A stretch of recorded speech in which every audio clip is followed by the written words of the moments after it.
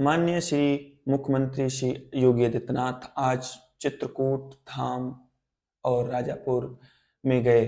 उन्होंने जहाँ पर गोस्वामी तुलसीदास जी ने रामायण की पंक्तियाँ लिखी, उनको 2025 31 तारीख को उनके जन्म उत्सव की हार्दिक शुभकामनाएं देते हुए योगी आदित्यनाथ ने उन्हें वहाँ पर जो एक अलग सी ही जुनून, अलग सी शक्ति का निवारण करके हमारे देश को, हमारे प्रदेश को शक्तिशाली बनाकर उन्होंने दिखाया कि नहीं, हम बिछड़ी हुई भले ही हैं, बिछड़े हुए कालों में हैं, प्राचीन कालों में भले ही हैं, परंतु हम वही संस्कृति, वही समाज में हैं जो हमें नेतृत्व के अनुसार दिखाई देता है। हम जिस काल के गांठ में हैं, उसी काल के गांठ को हम अपने आप को बेहतर तरीके से जानकर हम धर्म पर संस्कृति, अपने प्राचीन परंपरा को लेकर निर्धारित रूप से जाने जाते हैं।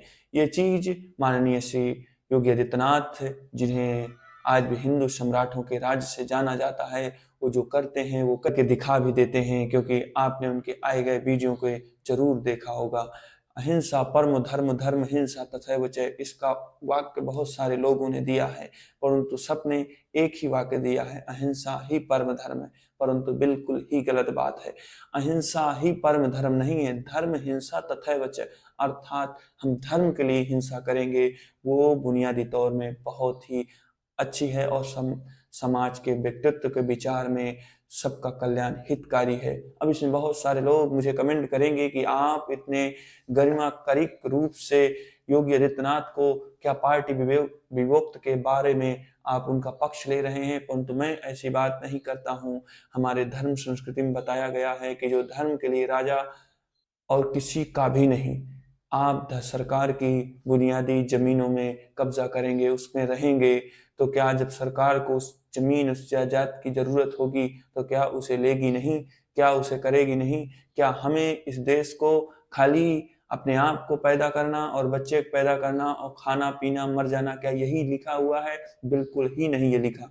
हम अपने देश को कर दिखाने का कुछ हौसला रखें, तभी देश आगे बढ़ता है।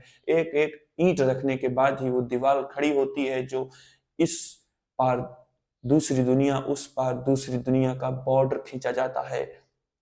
देश देश का जो बॉर्डर जो बीच में होता है, उस बॉर्डर को खींचने के लिए एक एक ईंट की जरूरत होती है। तो मेरे भारतवासियों, मुझे यही गर्व होगा कि एक एक आदमी कैसे अपने आप को एक एक ईंट के तौर में देश के योगदान में कैसा रहा और कैसा योगदान दे रहा है। हम अपने आप को किसी भी पार्टी, किसी मुद्दे में नहीं रखेंगे।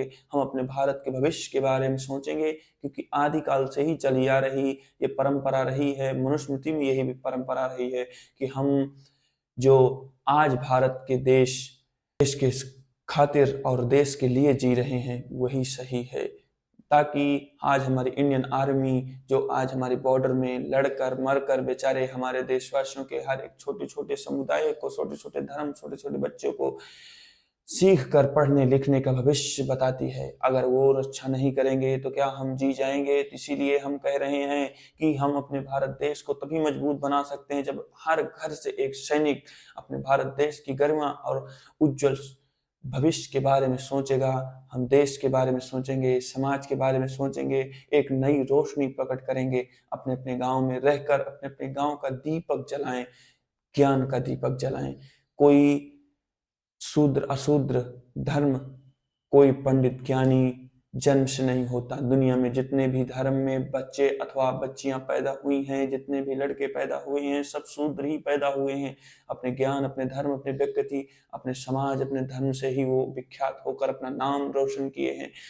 कोई शूद्र ज्ञान से नहीं, जन्म से होता है। कोई जाति से शूद्र नहीं होता, जन्म से शूद्र होता है। ज्ञान से सब कोई महान होता है। ज्ञान ही आदमी का परम धर्म है, ज्ञान ही आदमी का परम ही विख्यात स्वरूप है।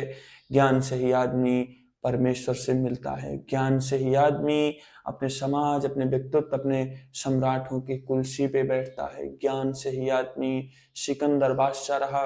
ज्ञान चतुराई राजनीति से ही वो पूरी दुनिया को जीतने में सक्षम रहा। क्यों? क्या वो शूद्र रहा? नहीं, उसने ज्ञान से पूरी दुनिया को जीता है। उसने ज्ञान से ही सबको मात दी है वो जो उसने ऐसी दिशा मोड़ी है कि नहीं मैं हूँ, परंतु उसने खाली हाथ जाने का ये भी प्रवचन दिया था कि मेरे हाथ खोल दिए जाएं और मैं जब मर जाऊं मुझे छोड़ दिया जाए, मेरे हाथ इधर उधर बाजुओं के बाद कबात के निकाल दिए जाएं, क्योंकि दुनिया देख ले कि सिकंदर जब मरा दुनिया का सबसे बड़ा बादशाह, वो गया भी तो अकेले गया। मैंने नाम कमाया, दौलत शोहरत, पूरी दुनिया में विजय हासिल की, परंतु अपने आप में विजय कभी नहीं पाए। तो अपने आप को संभालो, अपने आप में जानो कि नहीं मैं क्या हूँ क्या नहीं हूँ। किसी भी पंथ किसी भी चीज को लेकर एक बुनियादी तौर पर मत जियो कि हम एक छोटे से समुदाय से आते हैं, हम छोटे से काम करते हैं, काम करते रहेंगे, इतने में ही मर जाएंगे। इतना तो छोटी से गली का कुत्ता भी कर देता है, खाता है पीता है, अपने औलाद को पैदा करके चला जाता है। तो हम मनुष्य इस सृष्टि में जितनी भी प्रजातियां पाई गई हैं, 84 लाख योनियों में सबसे श्रेष्ठ योनि जो बताई गई है मनुष्य की, नहीं हमसे भी श्रेष्ठ जानवर है, शेर है, चीता है, हाथी है, हमसे बलवान है, परंतु हमने क्यों राज्य किया, मनुष्य ने क्यों राज्य किया इस पृथ्वी में? क्योंकि उसके पास ज्ञान है, बुद्धि है, स्मृति है, संस्कृति है, धर्म है।